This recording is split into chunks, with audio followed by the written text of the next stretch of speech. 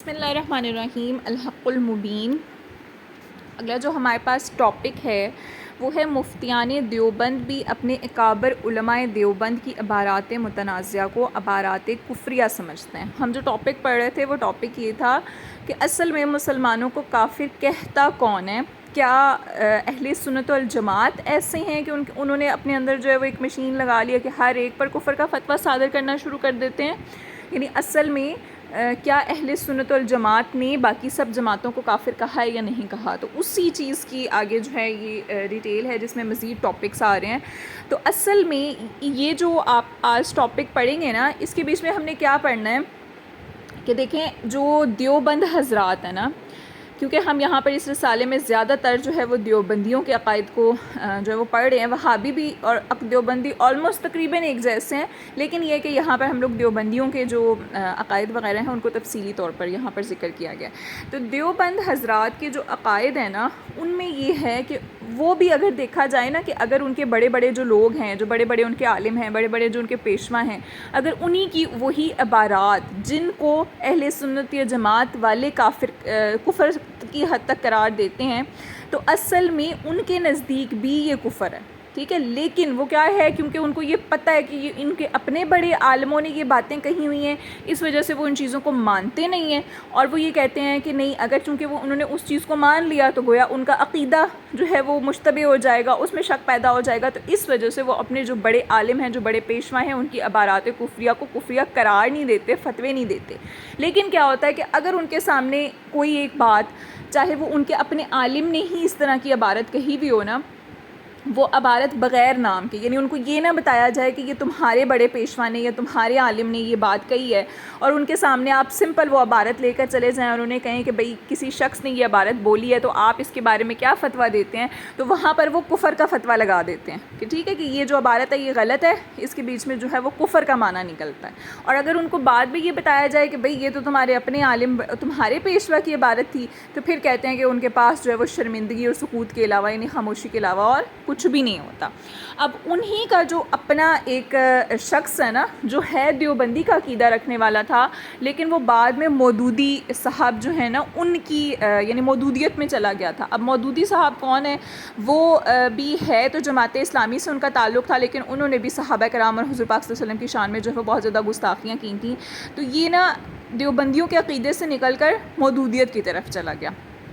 اب جب یہ مودودیت کی طرف چلا گیا نا، تو اب ثابت یہ بھی اپنے جو بڑے دیوبند ہیں، جو عالم ہیں، ان کو غلط ثابت نہیں کرنا چاہتا تھا، لیکن چونکہ جو ان کے بڑے علماء دیوبند وغیرہ جو تھے نا، وہ مودودی صاحب کو غلط کہتے تھے نا، تو اس وجہ سے، اور وہ چونکہ مودودی صاحب کا بہت بڑا یعنی سمجھ لیں فین تھا، ان کی عقیدت میں چلا گیا تھا، تو ان کو سچا ثابت کرنے کے لیے اس نے کیا کیا، صرف اس دشمنی میں اس نے اپنے ہی جو بڑے دیوبند کے علماء ہیں نا، ان کی عبارتوں کو انہی کے علماء کے سامنے پیش کیا، لیکن یہ نہیں بتایا کہ یہ کس کی عبارت ہے، اور اس کے بارے میں جب فتویٰ لیا تو دیوبندیوں حضرات نے اس کے بارے میں کفر کا فتویٰ لگا دیا، اور پھر بعد میں اس نے جو ہے نا وہ جو انہوں نے کفر کا فتویٰ دیا تھا نا، اپنے ہی بڑے جو عالم ہیں اس کے بارے میں اس نے اس کو اخباروں میں شائع کر دیا کہ یہ دیکھو بھئی دیوبندی حضرات جو ہیں وہ تو اپنے ہی عالموں کو بھی کافر کہتے ہیں، تو اس کا مطلب کہ یہ جو مودودی صاحب کو کافر کہہ رہے ہیں نا، تو یہ ان کی غلط فہمی ہے، اور اصل میں جو ہے نا ان کی بات کا اعتبار نہیں کیا جا سکتا۔ یعنی اس نے اصل میں اس کا عقیدہ یہ نہیں تھا کہ اس کے دیوبند جو عالم ہیں وہ بڑے بڑے وہ کافر ہیں، وہ خود نہیں ایسی بات سوچتا تھا، لیکن محض دشمنی میں یا محض مودودی صاحب کو سچا ثابت کرنے کے لیے اس نے یہ کام کیا تھا۔ تو اصل میں یہ جو ٹاپک ہے نا، اس کے بیچ میں جو ساری بات بیان کی گئی ہے وہ اس کا خلاصہ ہی ہے، ٹھیک ہے۔ وہ اب ہم پڑھتے ہیں۔ عرب و عجم کے علماء اہل سنت نے جو علماء دیوبند کی توہین آمیز عبارات پر تکفیر فرمائی ہے، یعنی عرب میں رہنے والے علماء ہوں یا عجم میں رہنے والے علماء ہوں جو اہل سنت سے تعلق رکھتے ہیں، انہوں نے جو دیوبندیوں کے علماء کی عبارات کو کافر یعنی کفر کی حد تک قرار دیا ہے۔ کہتے ہیں اگر آپ سچ پوچھیں تو مفتیان دیوبند کے نزدیک بھی وہ تکفیر حق ہے، یعنی ان کو کافر کہنا سچا ہے، اور علماء دیوبند اچھی طرح سے جانتے ہیں کہ ان عبارات میں کفر صریح موجود ہے، لیکن محض اس لیے کہ وہ ان کے اپنے مقتداؤں کی اور پیشواؤں کی عبارات ہیں، وہ اس کی تکفیر نہیں کرتے۔ اگر مفتیان دیوبند سے انہی کے پیشواؤں کی کسی ایک ایسی عبارت کو لکھ کر فتویٰ طلب کر لیا جائے جس کے لکھنے والے پر بے دھڑک کفر کا وہ فتویٰ دے دیں تو یہ آپ اور ان کو یہ کہہ دیا جائے کہ آپ کے فلاں دیوبندی مقتدا کا یہ قول ہے، تو پھر بجز ذلت آمیز سکوت کے کوئی جواب ان سے نہیں بن پڑتا. یعنی اگر ان سے کوئی عبارت لکھ کر دے دینا اور ان کو یہ نہ بتائیں کہ یہ تمہارے بڑے عالم دیوبند کی عبارت ہے اور محض ان کے سامنے وہ عبارت لکھ دی جائے تو وہ اس پر کفر کا فتویٰ لگا دیں گے، اور پھر جب وہ کفر کا فتویٰ انہوں نے لگا دیا پھر ان کو اگر یہ بتایا جائے کہ یہ تو تمہارے بڑے عالم کی جو ہے وہ عبارت تھی، تو پھر کہتے ہیں کہ ذلت آمیز خاموشی کے علاوہ ان کے پاس اور کوئی جواب نہیں ہوگا. اب اس کی بہت ساری مثالیں پیش کی جا سکتی ہیں. سر دست ہم ایک تازہ مثال ناظرین کرام کی ضیافت طبع کے لیے پیش کرتے ہیں، اور وہ یہ ہے کہ ایک دیوبندی عقیدہ مولوی جو کہ مودودیت کا شکار ہو چکے ہیں، مودودی صاحب کو دیوبندیوں کے عائد کردہ الزامات توہین سے بری الذمہ ثابت کرنے کے لیے، یعنی مودودی صاحب کو جو ہے وہ ان پر توہین کے الزامات لگاتے ہیں نا دیوبندی، تو صرف اور صرف اس الزام سے بری کرنے کے لیے انہوں نے کیا کیا کہ مولوی محمد قاسم صاحب بانی مدرسہ دیوبند کی ایک عبارت. اب دیکھیں دیوبند کا مدرسہ ہے، اس کے یہ بانی ہے، بنیاد رکھنے والے مولوی محمد قاسم، یعنی کہ دیوبندیوں کے بڑے ایک عالم میں ان کا شمار ہوتا ہے. ان کی ایک عبارت ہے جو ان کی کتاب تصفیۃ العقائد میں لکھی ہوئی ہے، اس کو اس دیوبندی نے نقل کر کے نا، تو جہاں پر وہ فتوے لیے جاتے ہیں نا، دارالافتاء دیوبند جو ہے وہ وہاں سے فتوے لیے جاتے ہیں، وہاں پر بھیج دیا. اب جب وہاں پر بھیج دیا اور اس پر فتویٰ طلب کیا مگر یہ نہ بتایا کہ عبارت کس کی ہے، تو دیوبند کے جو مفتی صاحب تھے نا، انہوں نے اس عبارت پر بے دھڑک کفر کا فتویٰ صادر فرما دیا. یعنی ان کو یہ نہیں بتایا کہ یہ تمہارے بڑے کسی عالم کی کتاب میں سے میں نے عبارت اٹھا کے تمہارے سامنے لکھی ہے، بس محض وہ لفظ لکھ کر وہاں پر بھیج دیے تو انہوں نے جو ہے وہ اس پر کفر کا فتویٰ لگا دیا. اب کہتے ہیں ملاحظہ فرمائیے، اشتہار بعنوان دارالعلوم دیوبند کے مفتی کا مولانا محمد قاسم نانوتوی پر فتویٰ کفر. یعنی اگر آپ چاہیں کہ آپ اس چیز کو ڈھونڈیں تو آپ اسے ڈھونڈ سکتے ہیں، آپ اسے گوگل پہ جا کر سرچ کریں یا کہیں پر بھی آپ جا کر اس کو سرچ کرتے ہیں اور یوں لکھ کر سرچ کریں کہ اشتہار، یعنی ایسا اشتہار جو لگا تھا اس عنوان کے ساتھ کہ دارالعلوم دیوبند کے مفتی کا مولانا محمد قاسم نانوتوی پر فتویٰ کفر، تو آپ کے سامنے یہ ساری ڈیٹیل آ جائے گی. کہتے ہیں یہ فتویٰ جو ہے وہ دیوبندیوں کے گلے میں مچھلی کے کانٹے کی طرح پھنس کر رہ گیا. دارالافتاء دیوبند کی طرف سے جو فتویٰ موصول ہوا ہے وہ درج ذیل ہے. مولانا محمد قاسم صاحب دارالعلوم دیوبند کی عبارت، یعنی اب یہ جو فتویٰ ہے نا وہ یہاں پر مثال کے طور پہ پیش کر رہے ہیں کہ اصل میں عبارت کون سی تھی جو انہوں نے تصفیۃ العقائد سے لی تھی، وہ یہ والی عبارت تھی. یعنی یہ عبارت لکھ کر ان کو بھیجی تھی کہ اس کے بارے میں ہمیں فتویٰ دیں کہ دروغ صریح بھی کئی طرح پر ہوتا ہے، ہر قسم کا حکم یکساں نہیں، ہر قسم سے نبی کو معصوم ہو یہ ضروری نہیں، بالجملہ علی العموم کذب کو منافی شان نبوت بائیں معنی سمجھنا کہ یہ معصیت ہے، اور انبیاء کرام علیہ السلام معاصی سے معصوم ہے، خالی غلطی سے نہیں. اب یہ 3 لائنیں شاید آپ کے اوپر سے گزر گئی ہوں، میں اس کا معنی آپ کو سمجھا دیتی ہوں کہ اصل میں یہ جو مولوی محمد قاسم ہیں انہوں نے کیا بات کہی تھی. کہتے ہیں دروغ صریح، دروغ صریح کا مطلب ہوتا ہے صاف جھوٹ، ٹھیک ہے. یعنی جو صاف جھوٹ بولا جاتا ہے نا وہ کئی طرح سے بولا جاتا ہے، اور ہر قسم کا حکم یکساں نہیں ہوتا. یعنی اگر آپ شریعت میں دیکھیں جب جھوٹ بولے جاتے ہیں تو بعض جھوٹ ایسے ہوتے ہیں جو مجبوری میں بولے جاتے ہیں، یا بعض ایسے ہوتے ہیں جو کسی کی اصلاح کے لیے بولے جا رہے ہوتے ہیں، تو ان پر جو ہے وہ کفر کا فتویٰ نہیں لگاتے، کیونکہ جی وہ مجبور تھا، وہ بہت زیادہ شخص اپنی جان بچانے کے لیے، اپنی عزت بچانے کے لیے، یا پھر 2 لوگوں میں وہ صلح کرانا چاہتا تھا تو اس وجہ سے اس نے جھوٹ بول دیا، تو ایسے شخص کو کافر نہیں کہا جاتا جو جھوٹ بول دیتا ہے، ٹھیک ہے. تو کہتے ہیں کہ اس وجہ سے بعض گناہ ایسے ہوتے ہیں کہ جن کو بعض جھوٹ ایسے ہوتے ہیں جن کو گناہ سمجھا جاتا ہے، اور بعض جھوٹ ایسے ہوتے ہیں جن کو گناہ نہیں سمجھا جاتا. یعنی ہر قسم کے جھوٹ کا حکم جو ہے وہ ایک جیسا نہیں ہوتا، ہر قسم سے نبی کو معصوم ہو یہ ضروری نہیں. یعنی وہ کہتے ہیں کہ دیکھیں نبی جو ہے نا، ہو سکتا ہے وہ کوئی ایسی بات بولیں، ایسا جھوٹ بول دیں جو گناہ کے زمرے میں نہیں آتا بلکہ غلطی کے زمرے میں آتا ہے، یا محض اصلاح کے لیے انہوں نے بولا ہے، یا محض مجبوری میں انہوں نے بول دیا. تو ہم مطلب وہ یہ چیز بیان کریں کہ ہر قسم سے نبی کو معصوم ہو یہ ضروری نہیں ہے. یعنی کہ جو جھوٹ کی ہر طرح کی قسم ہے نا، ہم یہ نہیں کہہ سکتے کہ جی وہ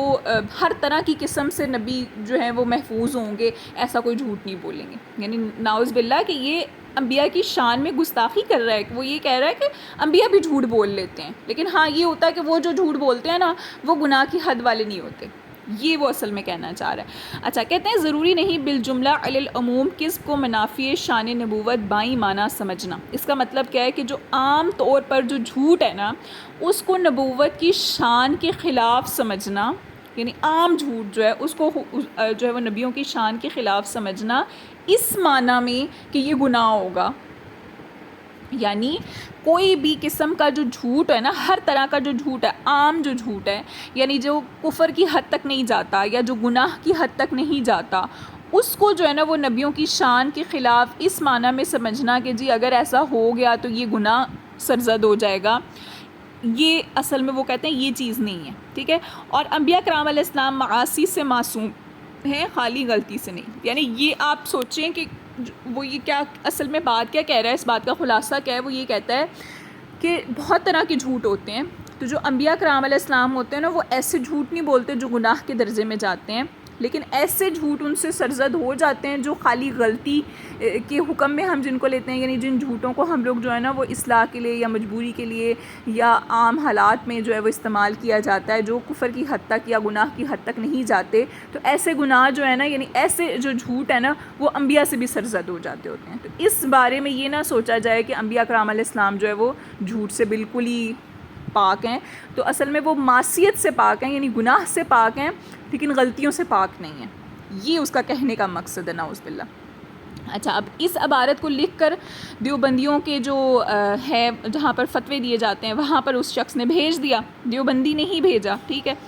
فتویٰ انہوں نے آگے کیا جواب دیا اس کا، یہ انہوں نے لکھا ہوا ہے کہ یہ والا جو فتویٰ نمبر ہے نا، آپ اگر سرچ کریں تو یہ اصل میں فتویٰ وہاں پر دیا گیا تھا. اور اس کا جواب کیا دیا گیا تھا کہ انبیاء کرام علیہ السلام معاصی سے معصوم ہیں، ان کو مرتکب معاصی سمجھنا یعنی گناہ گار سمجھنا العیاذ باللہ اہل سنت و جماعت کا عقیدہ نہیں ہے. دیوبندی بھی اصل میں اپنے آپ کو اہل سنت و جماعت میں ہی شامل کرتے ہیں. ٹھیک ہے. کہتے ہیں اس کی وہ تحریر خطرناک بھی ہے اور عام مسلمانوں کو ایسی تحریرات پڑھنا جائز بھی نہیں ہے. یہ فتویٰ کس نے دیا ہے؟ سید احمد سعید نائب، جو مفتی دارالعلوم دیوبند کے نائب ہیں. سید احمد سعید نے یہ فتویٰ دیا کہ ایسا شخص جو ہے وہ اس کو کافر کہا جائے گا. ٹھیک ہے. اس کی تحریرات پڑھنا جائز نہیں ہے. اچھا جی، اب اسی کا ایک اور فتویٰ دیا ہے مسعود احمد افی اللہ مہر دارالافتاء فی دیوبند المشتہر محمد عیسیٰ نقشبندی ناظم مکتبہ اسلامی لودھراں ضلع ملتان. انہوں نے بھی یہی فتویٰ دیا. کیا فتویٰ دیا؟ وہ کہتے ہیں کہ جواب بالکل درست ہے، ایسے عقیدے والا کافر ہے جب تک کہ وہ تجدید ایمان اور تجدید نکاح نہ کرے، اس سے قطع تعلق رکھیں. یعنی جو شخص ایسا کہتا ہے نا اس کے بارے میں انہوں نے کیا فتویٰ دیا کہ ایسا شخص جو ہے وہ دائرہ اسلام سے خارج ہو جائے گا، وہ کافر ہوگا، اس کو اپنے ایمان کی تجدید کرنی ضروری ہے، یعنی دوبارہ توبہ کرے، کلمہ پڑھے اور پھر اپنا نکاح بھی دوبارہ کرے، اور اگر وہ ایسا نہیں کرتا تو اس سے قطع تعلقی رکھی جائے گی. اب یہ کنہوں نے فتوے دیے ہوئے ہیں؟ دیوبندیوں حضرات نے اپنے ہی دیوبند عالم کی عبارت پر فتوے دیے ہوئے ہیں، لیکن انہیں یہ نہیں پتہ کہ یہ عبارت اصل میں ہے کس کی. تو کہتے ہیں ناظرین کرام غور فرمائیں کہ دیوبند سے مولوی قاسم پر یہ فتویٰ کفر منگا کر اشتہار میں چھاپنے والا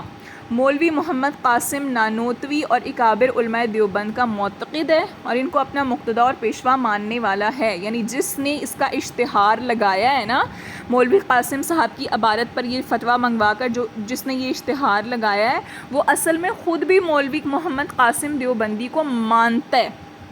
اور اس کے علاوہ جو بڑے بڑے دیوبند علماء ہیں ان کو وہ مانتا ہے. لیکن چونکہ کہتے ہیں مودودی ہونے کی وجہ سے اس نے مودودی صاحب کے مخالفین علماء دیوبند کو نیچا دکھانے کے لیے اور مودودی صاحب پر علماء دیوبند کے صادر کیے ہوئے فتووں کو غلط ثابت کرنے کے لیے یہ چال چلی. اگرچہ جو مشتہر ہے یعنی اشتہار جس نے چھاپا ہے یہ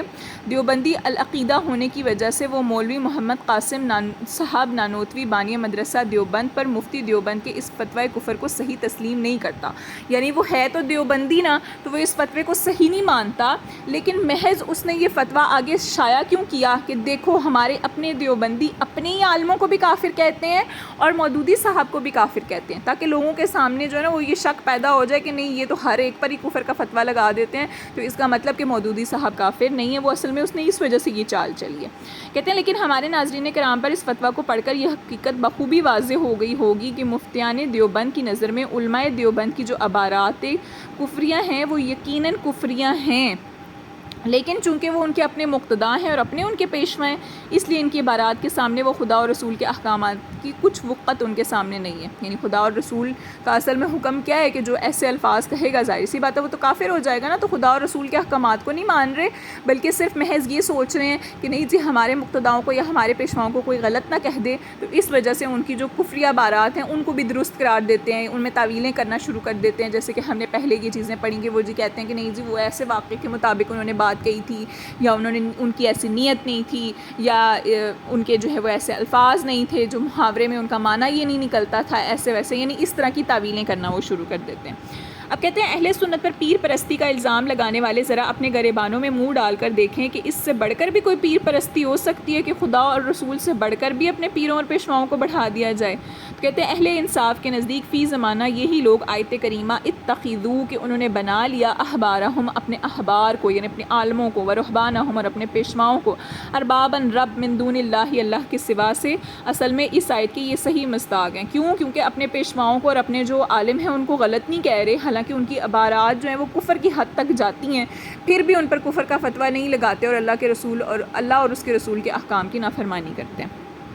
اور وہ اس طرح کہتے ہیں کہ ایک بات اگر کوئی دوسرا کہے تو پھر اس کو کافر کہہ دیتے ہیں، اور اگر وہی بات ان کے اپنے علماء اور پیشوا کہتے ہیں تو پھر وہ پکے مومن رہتے ہیں.